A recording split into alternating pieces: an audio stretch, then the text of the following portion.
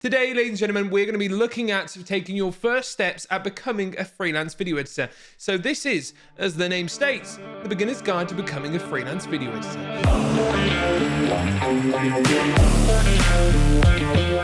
My name's Charlie, and I've been a professional video editor for 12 years. Those 12 long years I've been working in TV, film, corporate, and even YouTube. And in this video, I want to show you the perfect way on getting yourself started at being a freelance video editor. Being a freelancer in 2023 isn't easy. Back 12 years ago when I started, it was less popular than what it is now. With the inclusion of YouTube and online job boards, it makes it quite difficult. But hopefully in this video, we learn something that might get you a job. So the first question is, what is a freelance video editor? A freelance video editor is very similar to every other job industry, except for, you guessed it, you're a video editor.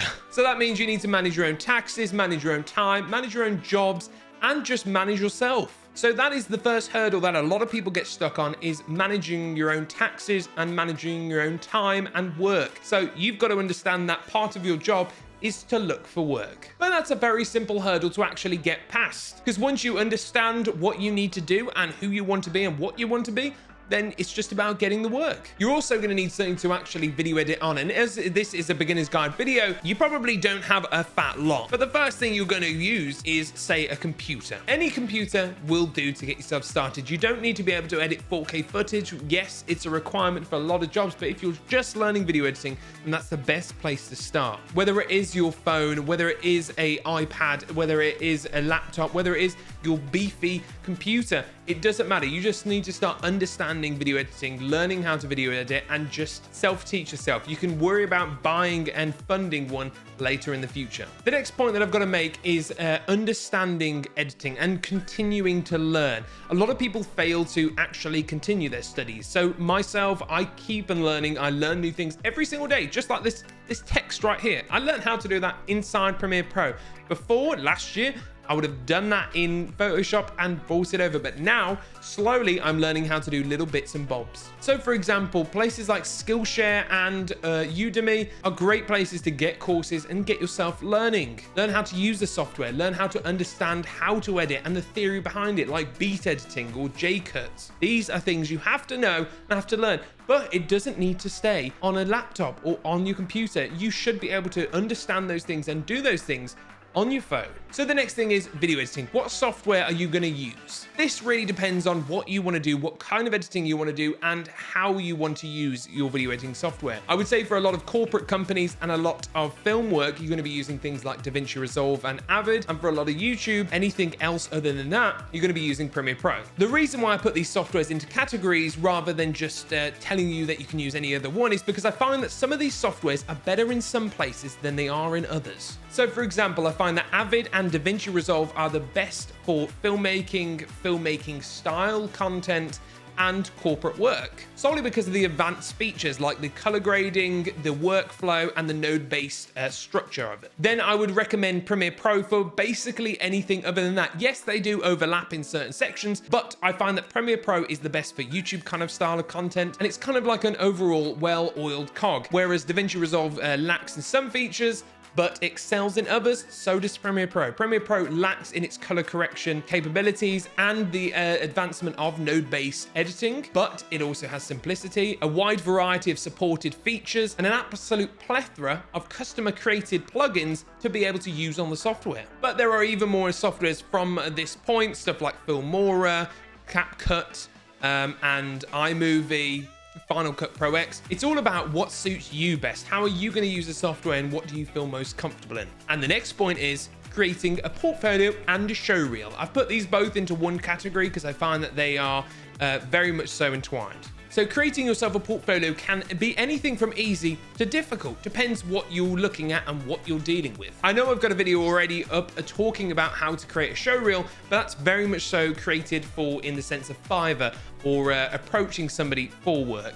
A showreel should encompass some of the best work that you've ever made and some of your proudest features that mainly need to aim towards a certain thing. So I personally have quite a few showreels aimed towards different industries. So stuff like corporate, stuff like gaming, and stuff like film. And the biggest question I'm gonna get as you are a beginner is gonna be, how do I make a showreel? And this tip is probably the biggest tip that I find that nobody does So if you start doing this right now, it's going to make a significant difference on your future. That being, create your own content. For example, if you want to do some animation work and you want to do more animated style in After Effects and stuff like that, then create your own brands and make little animations of that. I did that exact same thing when looking for corporate business jobs. I created example animations of example companies. For example, this plant animation that I made in approach of that kind of style of animation. So that's right. The point being, create your own stuff, whether it's effects, examples, using stock footage to create your own showreel. You don't have to do jobs to be able to have a showreel. It's a false line. It's an idea that sits at the back of your head thinking that you have to have work to be able to show people work.